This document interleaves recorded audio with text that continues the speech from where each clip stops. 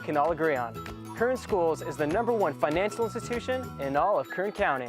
Take advantage of our auto rates as low as 1.99 APR with no payments up to 90 days. Kern Schools, the biggest little credit union in town.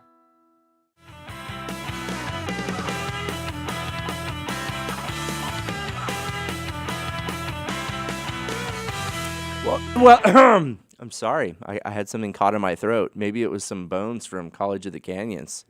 Well, they didn't go down easy last night, I'll tell you that much, especially not for the men. But our men's basketball team has decided to keep your interest all season long. Well, with dynamic play from DeAndre Dixon and Jameek Revere, and recently with other players coming into the mix. And last night, Mr. Welch, Austin Welch, it was you who did some interesting things in overtime.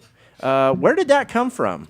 Well, coaches just want me to be aggressive and just play ball. And last night I just felt comfortable and just got out there and did what coach wanted me to do. So. No, and coach, talk about those baskets real quick in overtime. They came at a good time for us.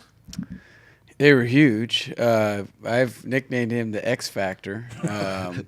So I think he can be that for us, and he's had some other good games. Just so happened last night it was at home, and he just made some, like I said, he was really aggressive and not only scoring but rebounding, just hustling, playing hard. He just brings a lot to the table for us. No, he really does. Let's take a look at some highlights real quick, and we might see Mr. Welch in these here. There's Coach Hughes offering some wisdom. There you are, Austin, making sure your lip is clear. And looks like, is that DeMontry? Oh, and look at that. Excellent putback. You got to love that when a turnover results in a score. No, that was an electrifying play, and that was a big emotion change. There's Austin with the tip. He tipped it over to DeAndre for the dunk. That was a big play. It totally was. Yeah.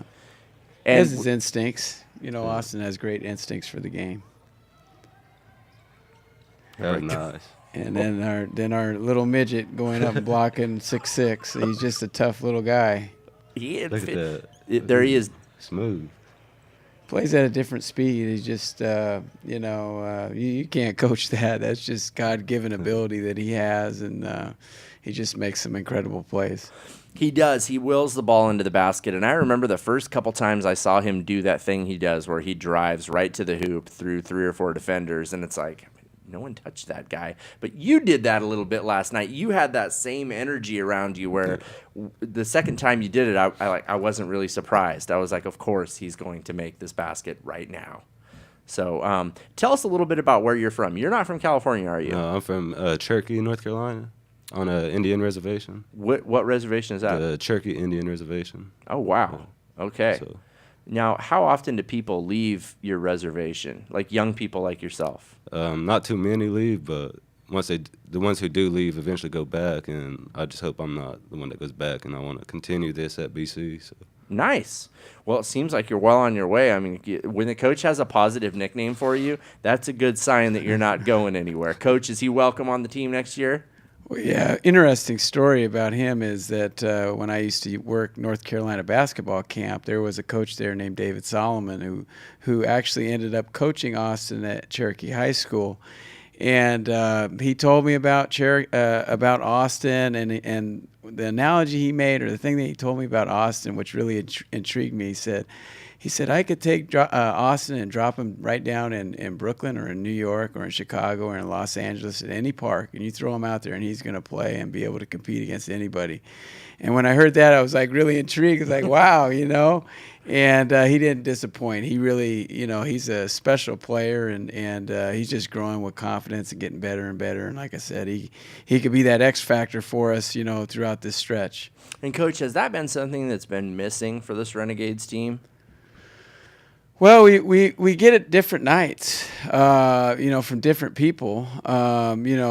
We've had some good games from Austin, and we're hoping to, get a little bit more consistency with it, which I think he can. And all with him is confidence. He can play.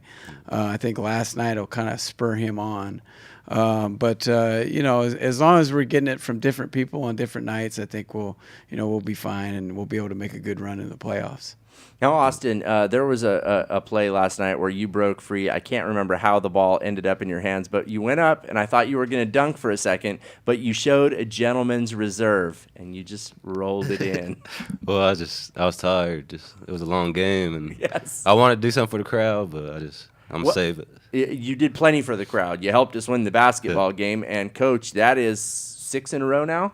6 in a row, right. How is that treating you physically, this up and down in these close games? Well, yeah, it's been tough. The only game was at Santa Monica where we just kind of sat on them for the whole game. But every game at home has been, overtime, or we're down, have to find a way to win the game.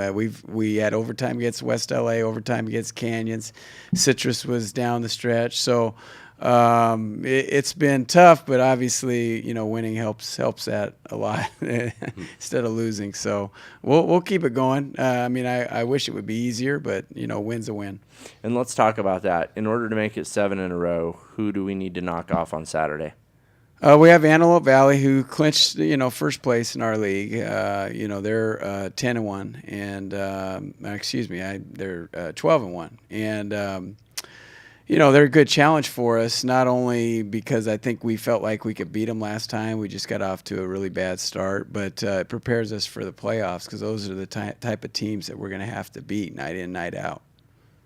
Now, it looked like at one point last night there was a lineup that you stuck with for a while, and I know CJ was part of it. I know Austin was part of it, and I think Mo and I were kind of calling it the energy package. Was that on purpose?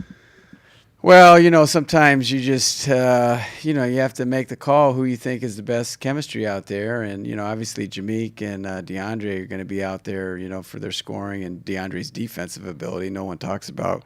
We statted it last night. He had 9 blocks. Did he have 9 blocks on the game? Yeah. I statted it last night. He had 9. And he affected a lot more shots. But anyway, CJ is a hustle guy. Austin is a hustle guy. And, they just brought great energy in there. And we got some offensive rebounds because of their hustle. And then, obviously, Austin made some great offensive plays for us. No, and it did seem like that energy allowed you to punch them back. And, I'm no basketball expert, but it didn't look like they saw that coming. It looked like a guy who's ahead on the cards late in a boxing fight, and then he gets clocked, and all of a sudden the plan's out the window. I didn't think they had a ready answer for what you brought specifically and what that lineup brought to the game, really. Yeah, well, it's like sometimes we play teams, and we don't put them up on the scouting board because we just didn't know much about them, and then all of a sudden they, make big plays for the team. Same thing with Austin. I don't think a lot of teams realize how good he is. And, obviously Canyons does now. But that's kind of good to have. So you have that player on your team that they don't kind of concentrate on, and that allows him to be a little bit more free and make plays. Well, and I noticed CJ and a couple other guys came over to you during overtime and were like, dude. Yeah. And you were kind of waving them off like, shut up, don't draw attention to me. Like, don't. Were you just trying to keep it low key and relaxed? Yeah, because I know they know what I can do and what I'm capable of, and they're ready for me to be that type of player to every game to step up and make plays. Yeah, and it seems like you're doing it at the right time. Going back to Cherokee, how different is the competition at this level than what you faced in high school? It's a whole lot different. It was slow pace, and defense was weak, so it's a whole lot different. I like it. Yeah, that's very good. How do you like living in California? It's different, way bigger than the rest. So. Oh, yeah, no, it absolutely is. And I've told you before that I grew up near an Indian reservation back home, and I remember going there to fish and hang out with some of my friends who were from the Hoopa tribe, and it always shocked me how much slower life is there. Like, it's like stepping back into a time warp almost. They're in their own little world. Look. Yes, no, they absolutely. You're correct, they are. That's a good way to put it. Coach, we can beat this team, it feels like. What has been the biggest change since the 6-game winning streak started? We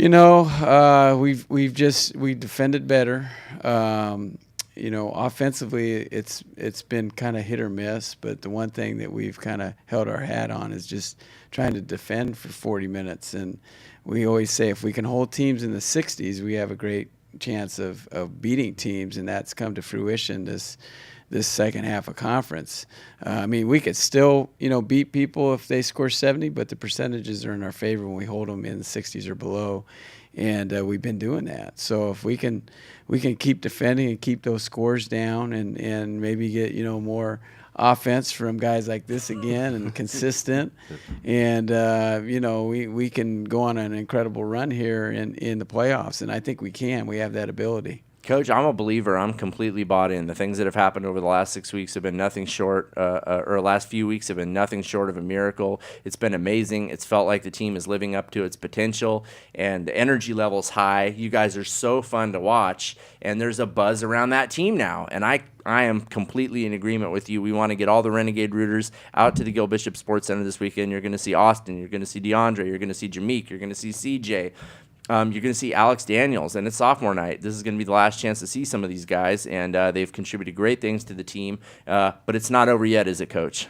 Oh, no, definitely not over. Not at all. So come on out this weekend, please. We want to see you out there. For all of Bakersfield College and BC Athletics, I'm Francis Mayer. Saturday, like us on Facebook, Bakersfield College Athletics. Be there, AV. We're coming for you. This is the Renegade Report.